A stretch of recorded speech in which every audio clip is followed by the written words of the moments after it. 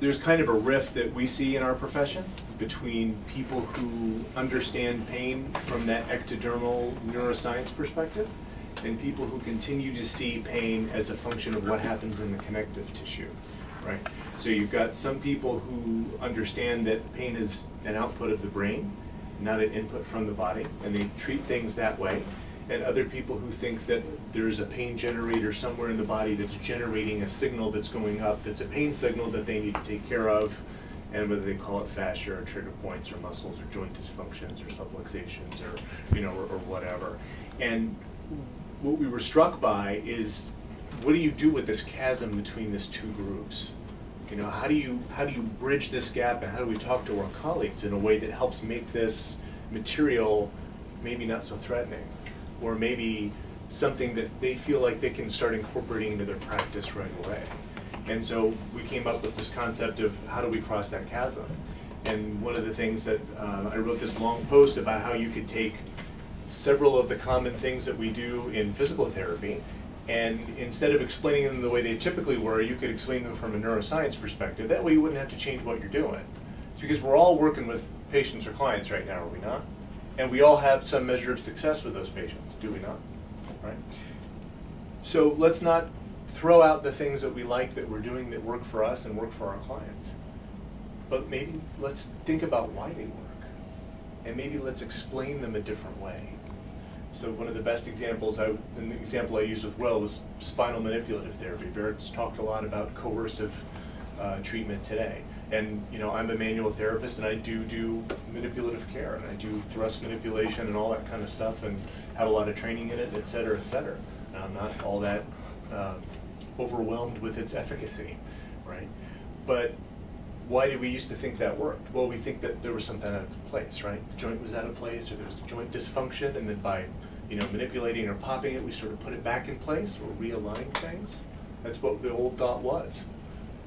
Well, as the research comes along, and I'm sure all of us are aware of this to some degree, we know we're not really changing the position, right? So even if you're a big person on the sacroiliac joint or whatever, the before-after x-rays, the before-after MRIs, there's no change in these body parts.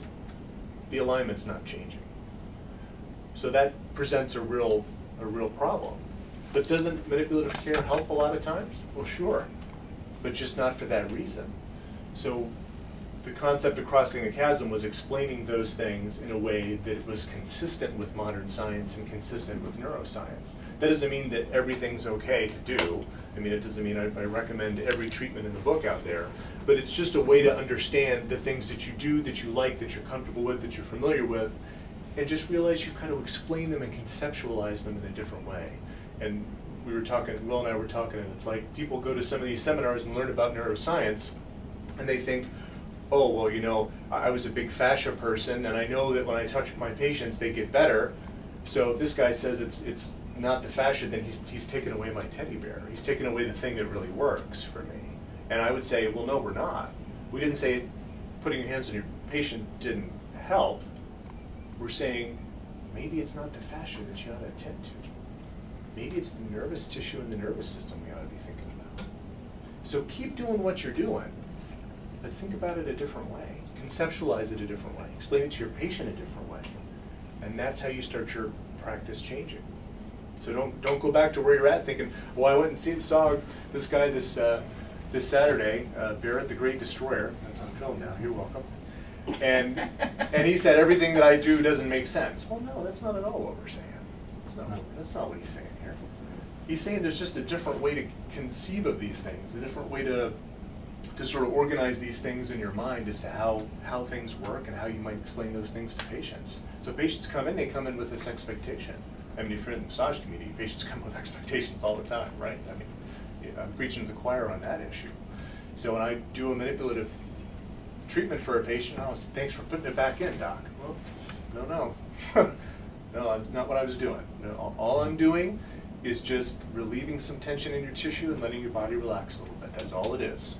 And so I'm very keen on making sure that my explanations to the patient are accurate. I mean, shouldn't we all? Right? And that's how I think of it in my mind. And as your practice goes along, you will change some of the things you do or don't do based on that information. But don't throw the stuff out that you're doing. Conceive of it in a different way, and that's what crossing the chasm was all about.